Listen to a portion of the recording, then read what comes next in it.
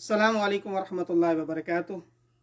میرے بھائی نے سوال پوچھا ہے کہ اگر دوران روزہ تھا اور دانتوں سے خون نکل آیا تو کیا اس سے روزہ ٹوٹ جائے گا یا نہیں ٹوٹے گا؟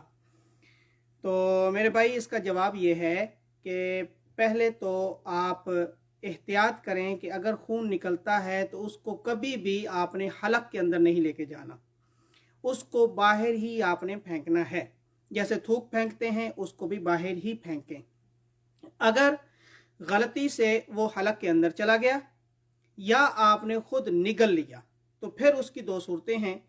اگر وہ جیسے ہم تھوک نگل لیتے ہیں تو اس کا کوئی مسئلہ نہیں ہے لیکن اگر آپ نے اس کو نگل لیا تو پھر اس کو دیکھا جائے گا کہ وہ کتنا زیادہ تھا۔ اگر وہ تھوک سے زیادہ تھا تو پھر آپ کا روزہ ٹوٹ جائے گا، اگر تھوڑا سا تھا تو پھر روزہ نہیں ٹوٹے گا، آپ کا روزہ برقرار ہے۔ لیکن اس کے اندر فرق یہ ہے کہ پھر آپ کو کفارہ نہیں دینا، صرف آپ کو قضا دینی ہے۔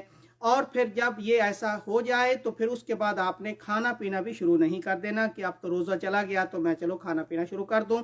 آپ روزہ مکمل کریں گے۔ آپ کا دانتوں سے خون نکلا تو اس کو آپ نے باہر پھینکنا تھا، لیکن غلطی سے یا جان بوجھ کر آپ نے اگر نگل لیا تو پھر اس صورت میں آپ نے ایک روزے کی قضا لازمی دینی ہے۔ عید کے بعد آپ کو اس کی قضا دینی ہوگی، کفارہ نہیں ہوگا۔ اللہ رب العزت ہمیں عمل کرنے کی توفیق عنایت فرمائے۔